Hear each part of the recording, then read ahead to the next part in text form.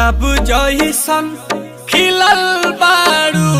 तू भंवरा से मिलल बारू,